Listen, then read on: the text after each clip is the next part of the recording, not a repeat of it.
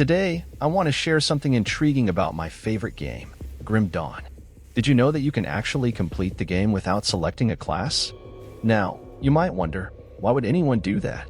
Well, after reaching level 100 and engaging with a peculiar NPC on Ultimate difficulty, you'll be rewarded with a unique medal called the Badge of Perseverance. This legendary badge is unobtainable through regular means, and the catch is, you must refrain from choosing a class and reach level 100. Typically, players start the game by selecting a class. After reaching level 10, they can then choose a second class and allocate skill points into the Mastery Bar and skills. The Mastery Bar boosts all your attributes, health, and energy, forming the foundation of your character scaling. I can confidently say that playing without a class makes your character 4 to 5 times weaker. However, even in this challenging scenario, it's still possible to beat the game. It requires careful planning and strategy, as the absence of classes significantly increases the difficulty. This video focuses on reaching level 100 and acquiring the Badge of Perseverance. To begin this journey, it's crucial to prepare the gear you'll be using. I recommend starting by farming the Bismeal Sect Lay Guards. This item is a monster infrequent, meaning it drops exclusively from a specific monster, in this case, the Guardian of Bismeal, a secret boss concealed in the Asterkarn Valley region of Act 4. To unlock this boss, you must complete the Hidden Path quest. For optimal preparation, aim to obtain a level 30 item with affixes that grant extra health.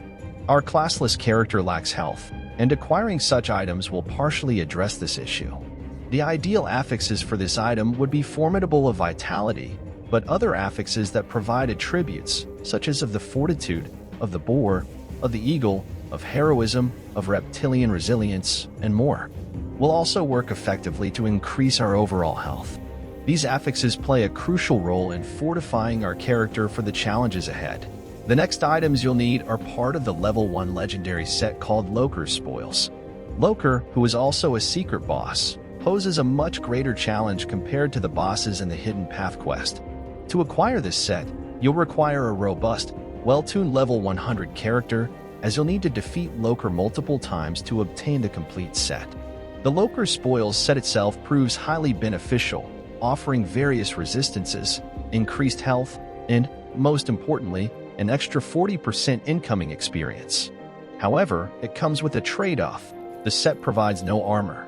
While it effectively shields you against magic and spells, it leaves you exceptionally vulnerable to physical attacks.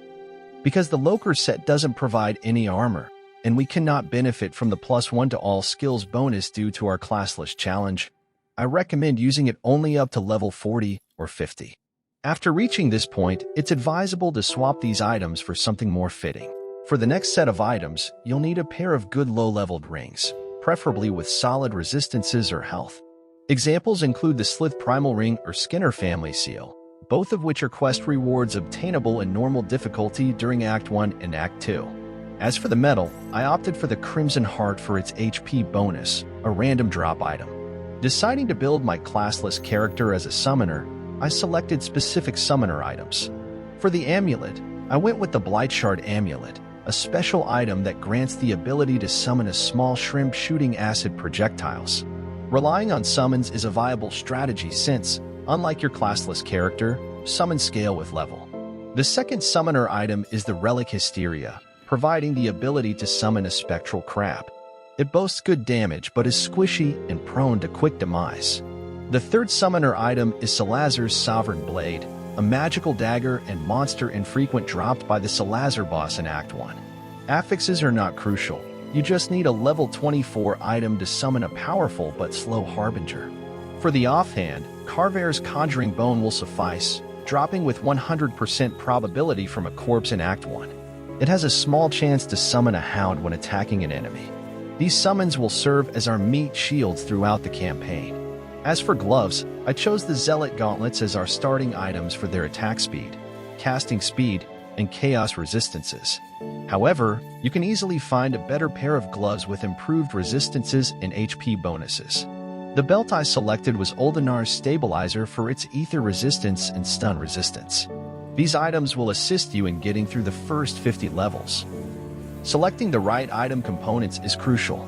Given my focus on acid damage as the primary damage type, I opted for venom-tipped ammo and vitriolic gallstone components for my weapons. The ammo provides a skill called Noxious Poison Bomb, which we'll be utilizing extensively, while the gallstone offers an aura granting additional acid and poison damage, benefiting both myself and my pets. For my metal and amulet, I chose Ether Soul and Black Tallow to enhance my chaos and ether resistance. To bolster my armor with extra resistances, I incorporated Runestone and Sanctified Bone. Additionally, I included Soul Shard for rings to increase vitality resistance, Anti-Venom Salve for the belt and boots, and Silk Swatch for pants and shoulders. Attaining the maximum of 80% resistance to all damage types as early as possible is crucial. Due to our limited health pool in the early stages, any boss attack has the potential to one-shot us. Additionally, since we lack attributes from our classes, our defensive ability will consistently be low. This implies that all enemies will have a 100% chance to hit us, and around a 15% chance to land a critical hit. Even low-level common monsters can pose a significant threat. After preparing all items and components, we can embark on our journey. First, your character will need a Savior's Merit, which can be purchased on Ultimate Difficulty in the Forgotten Gods DLC. Upon activating the Savior's Merit, we unlock all portals in the game, and it additionally unlocks all difficulties without needing to defeat the final boss. Using the portals, I gather all lore notes scattered in the cities because they grant a small amount of XP. This XP is crucial for boosting my level in the early stages. Combined with the Tonic of Clarity, available for purchase in the Malmouth DLC, granting an extra 100% XP in the Loker set, which provides a 40% XP boost, we can elevate our level to 16. I also decide to spend some time on Ultimate Difficulty to turn in quests and gain even more XP. With this strategy, we can boost our character level to 26. The next step is to grind. We need to push through normal difficulty, complete quests, and slowly progress further. Once our character reaches level 35, we can upgrade our relic to a more powerful one, the Savage Relic. With this relic, we'll be able to summon a stronger pet, the Storehound. This pet not only deals more damage, but is also more robust compared to the Spirit Crab. Additionally, the relic grants resistances to our pets. However, having pets has its disadvantages. On one hand, we have a meat shield to hide behind, but on the other hand, we need to find a way to increase our pets' resistances. Our challenge is twofold, as we must not only care about our own resistances but also those of our pets. Neglecting this aspect could result in the quick demise of our pets, leaving us vulnerable. Now, let's delve into the constellation tree. Our character can rely solely on items, components, and constellations, so selecting the correct constellations is crucial. At first glance, the constellation tree may seem confusing, but in reality, it's not that difficult. Just imagine that each major constellation is like a skill. The constellation tree is accessible to all characters, so naturally, there are constellations that support various builds. There are fire constellations for fire users, cold constellations for frost users, and so on. Since our character is a mix of a summoner and an acid damage user, we'll be using Murmur, Mistress of Rumors. This constellation grants a passive skill called Rumor, which I bind to one of my skills. When I use that skill, it has a chance to activate Rumor. Rumor proves extremely useful. When it procs, it spreads like a curse from one enemy to another, reducing their resistance to acid, lowering their offensive ability, and dealing minor acid and cold damage. The next constellation we're going to utilize is Manticore. When Manticore procs, Acid Spray creates a small acidic explosion that lasts for a split second and is easy to miss. Despite its brief duration, it proves extremely useful by reducing the resistances of the targets. In Grim Dawn, much like Diablo 2, there are many enemies that are immune or resilient to certain damage types. Therefore, gaining resistance reduction is crucial, especially for my classless character, which cannot benefit from resistance reduction skills. The next constellations we are going to use are minor constellations, which don't grant skills but offer simple bonuses and affinities. We need affinity to unlock major constellations. For example, to unlock Murmur, we require 6 Eldritch Affinity, 6 Primordial Affinity, and 3 Chaos Affinity. I chose Hawk, as it provides bonuses to pets and grants 3 Eldritch Affinity. Additionally, Sailor's Guide and Eel contribute to Primordial Affinity, while the Staff of Radish aids in gaining Chaos Affinity. Both Murmur and Manicore also grant affinities, completing the requirements themselves. The next major constellations I'm going to use are Tree of Life, which is also a passive skill but needs to be linked to an aura and triggers when your character receives damage. When Tree of Life activates, it creates a healing rain around your character. This rain restores your health and grants regeneration, which is crucial as it also affects your pets.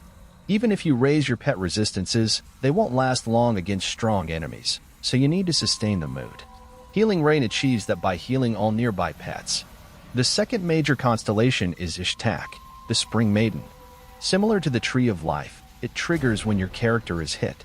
When it activates, it buffs your summoned pets. While the buff is active, your pets taunt the enemies, diverting their attention. As mentioned before, our character is extremely vulnerable, so diverting enemy attention to your pets is handy. The last constellation with a passive skill is Yulo, the Keeper of Waters. Yulo provides many buffs to both your character and pets, and its passive ability, when triggered, creates a small sigil that purges all negative debuffs from you and your pets, as well as dispels all buffs from the enemies. It's a useful tool against heroes with auras, like Regenerator heroes. When Yulo activates and dispels their aura, it cannot be activated again for around 5 seconds.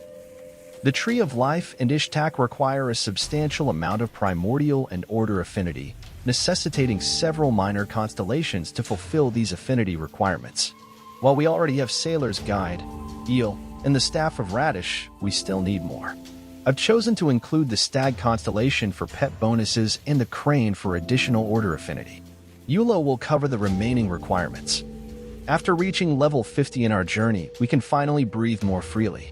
At this level, we gain access to legendary items.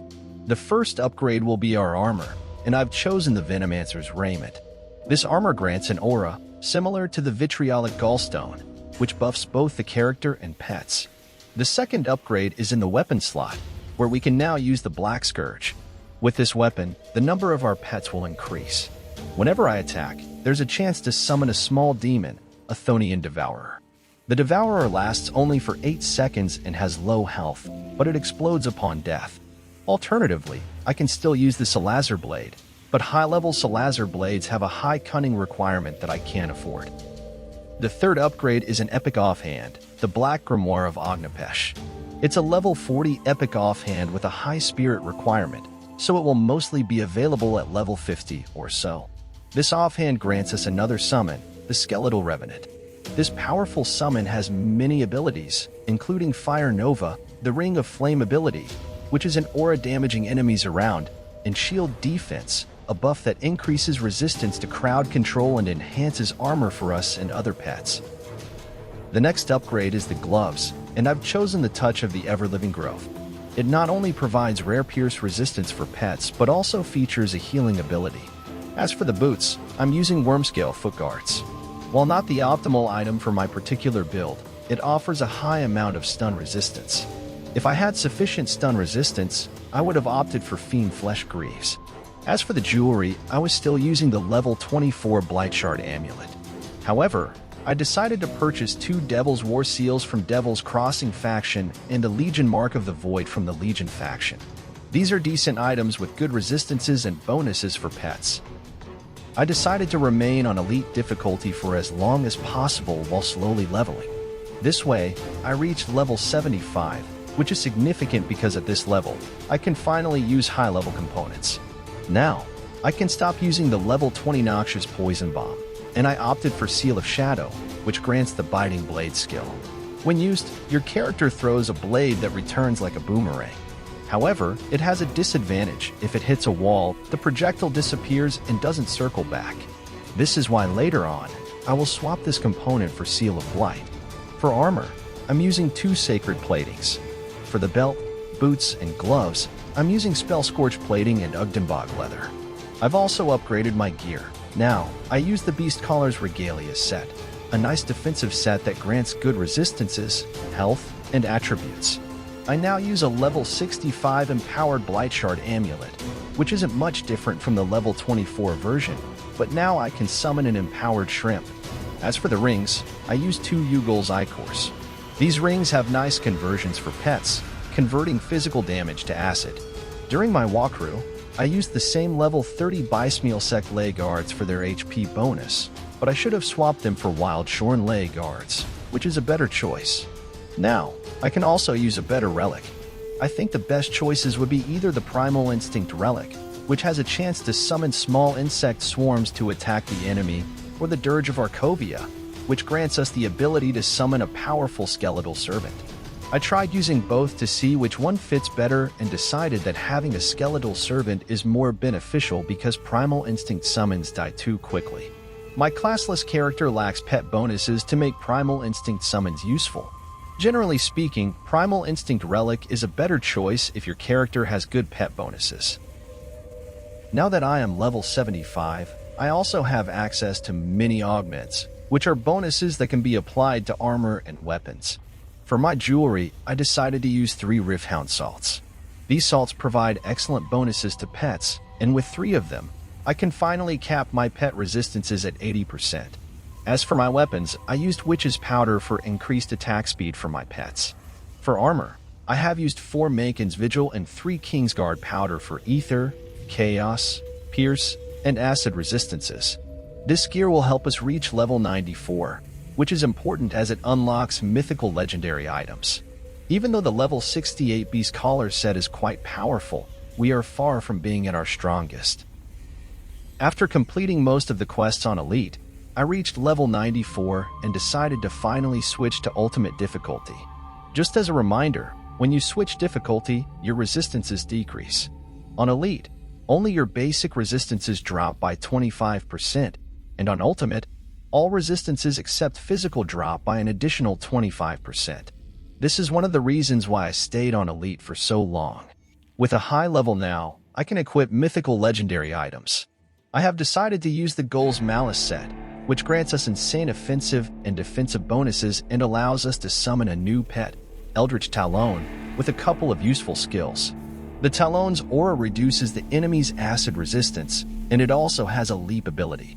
Initially, I planned to use the mythical Black Scourge because it has a chance to spawn Devourers, but then I changed my mind and decided to use the mythical Plague Bearer of Dreeg. The Plague of Dreeg ability granted by the Scepter further reduces the enemy's acid resistance. As mentioned before, Grim Dawn has many highly resistant enemies, so I opted for extra resistance reduction instead of extra pets. The idea behind this is that extra minions are useless if they can't kill the enemy, which is why I went for more resistance reduction. Now, at level 94, I have sufficient skill points to use the level 70 empowered Black Grimoire of Agnipesh. Because we are classless, we heavily lack attribute points, and the gear we can use is highly restricted. I simply don't have enough points to equip the level 94 mythical Agnipesh, but that's fine. The empowered version of the book is good enough. As for the pants, I use the mythical Wild Shorn Lay Guards, mostly because they have a high HP bonus and physical resistance. For the belt, I use the Spirit Seeker Cord, which grants pierce resistance to pets, a rare bonus. For the boots, I crafted Intrepid War Boots until I got pet bonuses and attributes. I think I got the best results. I obtained Taskmaster's Intrepid War Boots of the Boar, which has everything and is possibly the best boot gear for my classless build. As for the rings, I used the mythical Yugal's Icor, an empowered version of the previous version, and the second ring is a Bloodsworn Signet. Despite having pretty formidable boots that grant attributes, it's still not enough. So I decided to use a monster infrequent like the Bloodsworn Signet, which also grants attributes. The affixes on the ring are far from the best, but it's an okay temporary item with the affixes consecrated Bloodsworn Signet of the Boar. Now, as I'm level 94, I can use the mythical Blightshard Amulet. The mythical version of this amulet is truly formidable as it allows me to summon 2 Rift Scourges, and now I have 2 shrimps following me around. The final item is the helmet. I use the mythical Eye of the Beholder, which is far from being the most optimal item. Still, I need an extra aura to bind my Tree of Life and Ishtak constellations, and the item is not that useless. It grants acid damage, allowing me to deal more damage with the Seal of Blight, and it grants an aura that also buffs my pets. I think it's an alright item. As for the components, I used 2 topaz in my rings, a sacred plating in my helmet, living armor in my shoulders, eldritch mirror in my chest armor, blazing ruby in my amulet for extra HP. But perhaps I should have used Seal of Destruction for more casting speed.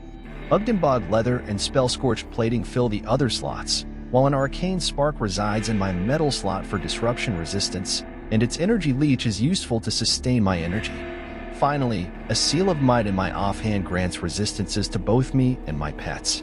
With these items, I can relatively easily progress through ultimate difficulty and reach level 100. Once I reach level 100, I can finally claim my badge of perseverance. The entire journey took me about 16 to 17 hours and involved a total of 3 attempts. The previous 2 characters met their demise against Balthazar and Zarya. Even though it's difficult to beat the game classless, it's possible with sufficient preparation and patience. If you've already conquered every achievement in the game and seek a new challenge, trying to beat the game with a classless character is an adventurous option worth considering. There are alternative ways to complete the game with a classless character by utilizing different items, such as the Winter King items. Equipping the Mythical Bane of the Winter King provides both you and your pets with high resistances and increased damage. Additionally, the Mythical Crown of the Winter King grants a potent active skill and resistances. When combined with the Mythical Frost Dread Cuirass and Mythical Heart of the Mountain, you can create a formidable and powerful character. Another viable strategy to conquer the game is through retaliation damage. In the early game, you can employ the Perdition set, while in the late game, the Sentinel of the 3 set becomes a formidable choice. These robust sets provide ample survivability and damage to successfully navigate through the game's campaign. I wanted to take a moment to address the editing and overall presentation of this video. I must admit, I'm relatively new to video editing and content creation. However, my deep love for this game and the desire to share my experience with you overpowered any concerns about my lack of experience. I understand that the video may appear a bit clumsy and unpolished, and for that, I apologize. I believe that passion often triumphs over perfection, and my enthusiasm for the game pushed me to create and share this content with you. I appreciate your understanding and hope you can still find enjoyment and value in the information I've shared. Stay tuned.